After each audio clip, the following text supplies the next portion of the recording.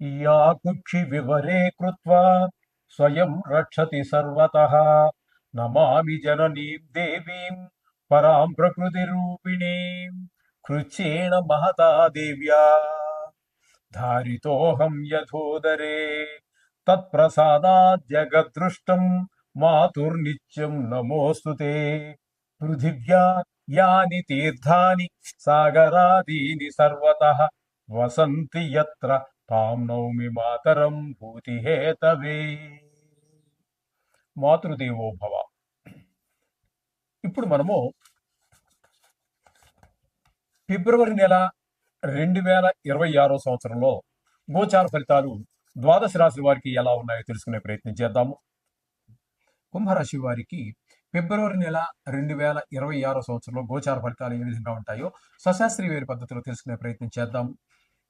ఇక్కడ కుంభరాశి వారికి చెప్పుకోవాల్సి వస్తే కుంభరాశి వారికి జన్మంలోనే రాహుగ్రహ సంచారము. ఇది దుష్ట ఆలోచనలు, దుష్ట ప్రవర్తనకి కారణమవుతుంది. అలాగే ఈ విషక్రిములు, దోమలు కావచ్చు, బొద్దింకలు కావచ్చు, జెర్రెలు, తేళ్లు, ఇట్లాంటి పాములు, ఇట్లాంటి వాటి వల్ల కొన్ని ఇబ్బందులు కలిగే అవకాశం ఉన్నది ఈ రాహు జన్మంలో ఉండటం ద్వారా. ఇకపోతే ఇదే ఇక్కడ మిగతా గ్రహాలు, ఇక్కడ 4 గ్రహాలు సంచారం చేస్తూ ఉన్నాయండి జన్మంలోనే, రాహు కాకుండా. అవేంటి? రవి, కుజ, బుధ, శుక్ర. వీటి సంచారం నిజంగా ఇక్కడ కుంభంలో ప్రారంభం కాలేదు, మకరంలో ప్రారంభమైంది. కాబట్టి ఇక్కడ ఒక్కొక్క గ్రహాన్ని తీసుకుందాం మనం. ఇక్కడ తీసుకుంటే బుధుని తీసుకున్నాం అనుకోండి, జన్మంలో 25 రోజులు. మరి మిగతా 3 రోజులు అంటే ఫిబ్రవరి నెలకి 28 రోజులు కదా. కాబట్టి మిగతా 3 రోజులు ఎక్కడంటే వెనక రాశి అయినటువంటి మకరంలో సంచారం. ఇక్కడ బుధుని యొక్క సంచారము జన్మంలో కానీ అటు వ్యయంలో కానీ శుభ ఫలితములను ఇవ్వజాలదు. చెడు ఆలోచనలు అవి వాటితో పాటుగా ధన వ్యయము, ధన నష్టము, అలాగే ఇట్లాంటి ఇబ్బందికరమైనటువంటి పరిస్థితులన్నీ కూడా వ్యయంలో ఆ బుధగ్రహ సంచారం జరుగుతూ ఉన్నది. ఇకపోతే శుక్రగ్రహ సంచారం తీసుకున్నట్టయితే జన్మంలో 23 రోజులు మంచి యోగిస్తాడు. జన్మంలో ఉన్న మంచి ఆలోచనలు, మంచి ప్రవర్తన ఇవన్నీ ఉంటాయి. మిగతా 5 రోజులు వ్యయస్థానమైనటువంటి మకరంలో ఒక 5 రోజుల పాటు సంచారం చేస్తున్నారు. ఇక్కడ 12వ స్థానంలో, కాబట్టి 12వ స్థానంలో కూడా, వ్యయ స్థానంలో కూడా యోగించేటటువంటి గ్రహం ఒక శుక్రగ్రహమే. కాబట్టి శుక్రుడు నెల రోజులు కూడా మీకు అనుకూలుడే కుంభరాశి వారికి. అయితే అక్కడ వచ్చేటటువంటిది ఏంటంటే డబ్బుల ఆదాయం పెరుగుతుంది. అలాగే అన్ని శుభకార్యాలే మనకి కలుగుతూ ఉంటాయి ఈ వ్యయ స్థానంలో శుక్రుడు వల్ల. జన్మంలోనూ ఈయనలోనూ కూడా శుక్రుడు పూర్తి అనుకూలుడు. కాబట్టి ఇకపోతే రవి యొక్క సంచారం తీసుకున్నట్టయితే, రవి యొక్క సంచారం జన్మంలో ఒక 15 రోజులు, ఈ స్థానం అయినటువంటి మకరంలో 13 రోజులు సంచారం చేస్తున్నాడు. ఈ 2 స్థానాల్లోనూ కూడా రవి యొక్క సంచారము అనుకూలం కాదు, అంటే పూర్తి ప్రతికూలుడే. జన్మంలో ఉన్నప్పుడు చెడు ఆలోచనలు, ప్రవర్తన కొంచెం ర్యాష్గా, అదే కొంచెం కఠినంగా ప్రవర్తించడం లాంటివన్నీ ఉంటాయి. ఈ స్థానంలోకి వచ్చేటప్పటికి ఆయన కూడా ధన వ్యయము, ధన నష్టము, ఇట్లాంటి కొంతమందికి కారాగార శిక్షలు, చెడు వాళ్ళకి శత్రుభయ, ఇట్లాంటివన్నీ కల్పిస్తూ ఉన్నాడు. ఇకపోతే కుజుని యొక్క సంచారం తీసుకున్నట్టయితే జన్మల్లో ఒక 5 రోజులు ఉంటాడు, అక్కడ అనుకూలుడు కాదు. అలాగే వ్యయ స్థానంలో 23 రోజులు, అక్కడ కూడా మనోవిచారం, కళతర నష్టం, మోక్షం, శత్రుభయం ఇలాంటివన్నీ మనకి ఇబ్బందికరమైనటువంటి పరిస్థితులే ఏర్పడుతూ ఉంటాయి. ఈ విధంగా మనకి ఈ వ్యయ స్థానంలో ఉన్నటువంటి దాంట్లో ఒక్క శుక్రుడు మాత్రమే మీకు ఒక 5 రోజులు, మొత్తమే జన్మంలో కూడా మొత్తం పూర్తిగా చెప్పాలి అన్నట్టయితే శుక్రుడు పూర్తి అనుకూలుడండి, అందులో సందేహమే లేదు. బుధుడు కూడా ఇంచుమించుగా 25 రోజులు, కాబట్టి ఆ 2 గ్రహాలు అనుకూలత బాగున్నది. ఇంకా శని యొక్క సంచారం తీసుకున్నట్టయితే ద్వితీయ స్థానంలో ఉంది. ఇక్కడ ఈ కుంభరాశి వారికి ద్వితీయ స్థానంలో శని సంచారం, అంటే ఏళ్ళనాటి శని జరుగుతూ ఉన్నది. ద్వితీయ స్థానం అనేటప్పటికి మీకు ఏమవుతుంది? ధనానికి ఇబ్బంది కలుగుతుంది, మాటలో కఠినత్వం ఉంటుంది, కుటుంబంలో కూడా ఆహ్లాదకరమైనటువంటి పరిస్థితులు ఉండవు. ఈ విధమైన ఫలితాలన్నీ శని భగవానుడు కుంభరాశి వారికి ఇస్తూ ఉన్నారు. అలాగే 5వ స్థానంలో గురు సంచారం. 5వ స్థానంలో గురు సంచారం అనేది కూడా చాలా హర్షించదగినటువంటి విషయం. 5వ స్థానం దగ్గరికి వచ్చేటికి సంతానం బాగా చదవటము, అలాగే వాళ్ళ బుద్ధి బలం పెరగటము, మంచి స్నేహాలు చేయటము, ఇట్లాంటి అన్ని సద్గుణాలతోటి వాళ్ళు దినదిన అభివృద్ధి చెందేటట్టు అవకాశం ఉంటుంది. అలాగే కొంతమంది అవివాహితులు ఎవరైనా వివాహం కోసం తాపత్రయపడుతూ ఉంటారు చూడండి. వారికి పెళ్లి కుదరటమో, లేకపోతే పెళ్లి జరగటమో వచ్చేటువంటి అవకాశం కూడా పంచమ స్థానంలో గురువు కల్పిస్తూ ఉన్నారు. ఒకవేళ ఈ విధంగా ఉంటుంది పిల్లల మీద కూడా మంచి ప్రభావం చూపిస్తూ ఉన్నారు. ఇకపోతే సప్తమ స్థానంలో కేతు గ్రహ సంచారం.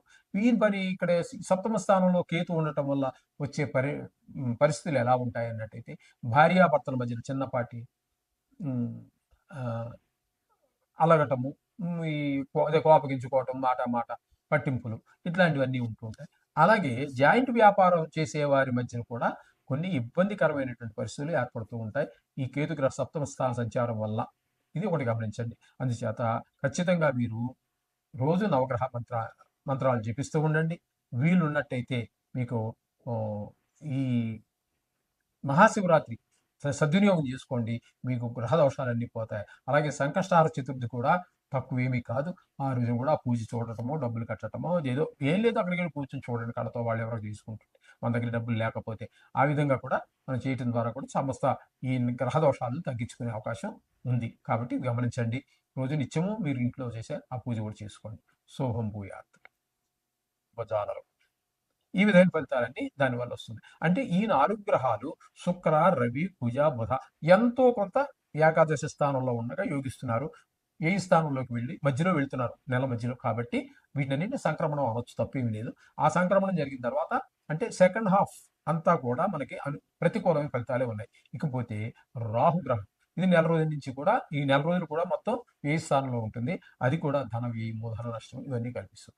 మొత్తంగా మనం చెప్పుకోవాలి అన్నట్టయితే ఇందులో వీరికి అనుకూలమైన ఫలితాలు, పూర్తిగా అనుకూలమైన ఫలితాలు ఇచ్చేది ఒక కేతు గ్రహము, ఒక శుక్ర గ్రహము. మిగతావి రవి, ఈ కుజ, బుధ ఇవన్నీ కొద్ది కొద్ది రోజులు మాత్రం మనకి ఏకాదశంలో ఫలితాలు ఇస్తుంది. పూర్తిగా నెలకి నెల ఇచ్చే పెద్ద గ్రహాలు తీసుకున్నట్టయితే శని, కేతు 2 గ్రహాలు మాత్రం సుఫలితాలు ఇస్తూ ఉన్నాయి. కాబట్టి ఏం కంగారు పడకండి. దీనికి కంగారు పడాల్సిన పనే లేదు. ఇది గోచారం. ఇది మన జీవితం మీద దీని ప్రభావమే 10 నుంచి 15. అదే నిష్ణాతులైన వాడు చెప్తే కథ చెప్పేదే అది కూడా ఎంతవరకు మరి దేవుడికే తెలియాలి. అంచేత మన వ్యక్తిగత జాతకమే ప్రధానం. దాన్ని బేస్ చేసుకుని దీన్ని అనుసంధానం చేసుకోవాలి. అది మనకి ఇంచుమించుగా 70% వరకు దాన్ని మనకి సూచిస్తుంది. మన జీవితం ఏ విధంగా వెళ్తుంది, ఏ ఆపద రాబోతోంది, ఏ సుఖం రాబోతోంది, యోగిస్తుందా, యోగించదా అన్నీ కూడా మనకు తెలియజేసేది వ్యక్తిగత జాతకం. అది మాత్రం రాయించుకోండి, చెప్పించుకోవద్దండి. ఎవరైనా చెప్తారంటే వద్దని చెప్పేసి రాయించుకోండి ఒక పుస్తకం మీద. అది మీరు చాలా కాలం 10 సంవత్సరాలు, 20 సంవత్సరాలు, 30 సంవత్సరాలు కూడా పెట్టుకోవచ్చు. నిష్ణాతులైన వారు రాసిందాన్ని జరుగుతాయి. అంతే నోటితో చెప్తాను. ఏంది మీరు 2 నెలలకో 3 నెలలకో మీరు మర్చిపోతారు.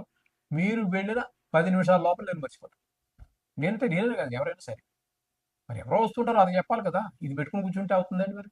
అంచేత date of birth, time of birth, place of birth అన్నీ ఉన్నప్పుడు జాతకం రాయించి పెట్టుకోండి. దాన్ని శుభ్రంగా బైండింగ్ చేసి పెట్టుకోండి. మీకు ఎంతకాలం కావాలంటే అంతకాలం దాన్ని పాడు చేసుకోకుండా జాగ్రత్తగా ఒక డాక్యుమెంట్, ఇంటి కాగితాలు ఎలా జాగ్రత్త పెట్టుకుంటారు, స్థలం కాగితాలు ఎలా జాగ్రత్త పెట్టుకుంటారు, అట్లాగే దీన్ని కూడా పెట్టుకోండి. అది చాలా చాలా చాలా ఇంతకంటే చెప్పడానికి ఏం లేదు. చాలా ఉపయోగకారి. రేపు మర్నాడు రాసినవాడు ఉండకపోవచ్చు. మరో పండితుడి దగ్గరికి వెళ్ళాం, కరెక్ట్గా రాసిన బ్రహ్మాండంగా ఉంది, ఇది ఎలా జరుగుతుందని ఆయనే చెప్పేస్తాడు. సరిగా రాసిందని మరో సరి అని తెలుసుకున్న వారు ఈజీగా చెప్పగలుగుతారు. నాకు ఏం రాదు, ఆయనకి ఓం నమ శివాయ. ఆయనకి రాదు, నాకు రాదు, రాసినోడికి రాదు, చదువుకున్నోడికి తెలియదు, మరి ఎవరికి బట్టి ఆయనకి ఏం రాదు. ఇంకేం చేసేది ఏమి ఉండదండి. ఇదో కాలక్షేప వ్యవహారం. శుభం.